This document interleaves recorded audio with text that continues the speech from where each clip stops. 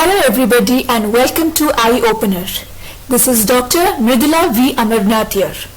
Today we are going to talk about yet another simple and easy topic, which is central serous retinopathy. So in this session I'll be discussing about the etiology, pathogenesis, the symptoms, and finally the OCT and FFA images and the treatment part of it.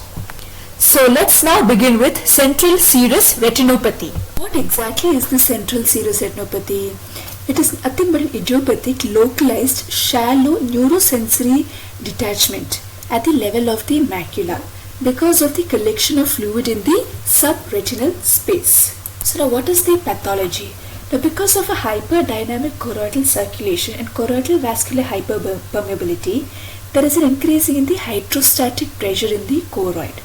So now this can lead to a breakdown of the retinal pigment epithelium, and a retinal pigment epithelium pump failure can also be seen. And ultimately this leads to leakage of fluid from the choroid, and this gets collected in the subretinal space.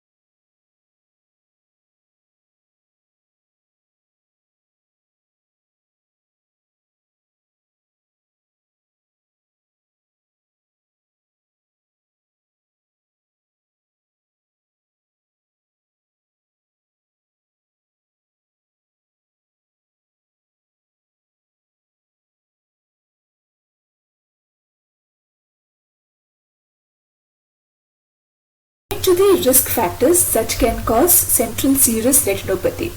One, it's most commonly seen among males between the age group of 25 to 55 years. Type A personality, those are generally very stressed out and anxious. It can also be seen when there is an external corticosteroid administration for a long time.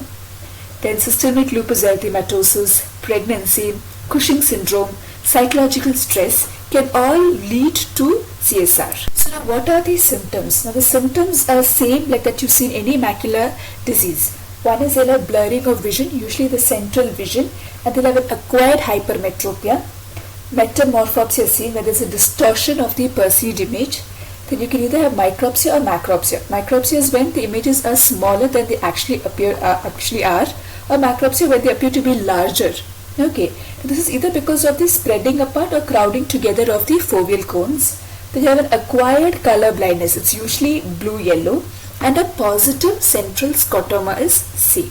So this is how the fundus picture of a case of CSR will look like.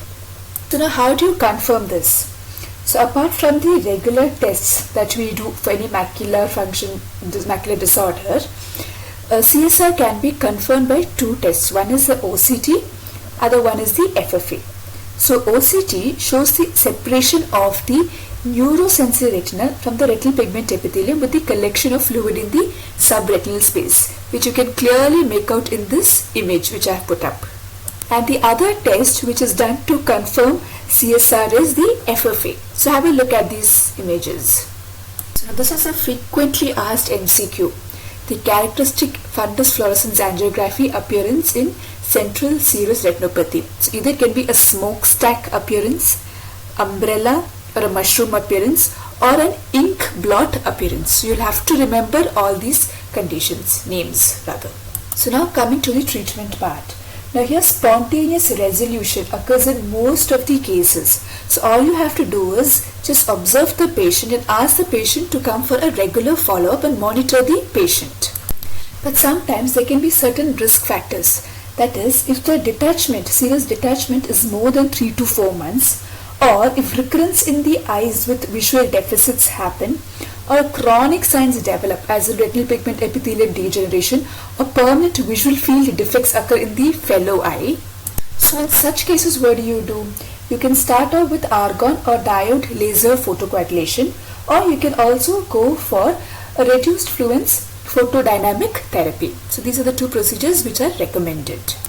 So with that, we come to an end of today's session. I hope you all liked it. Thank you and have a great day. Bye-bye.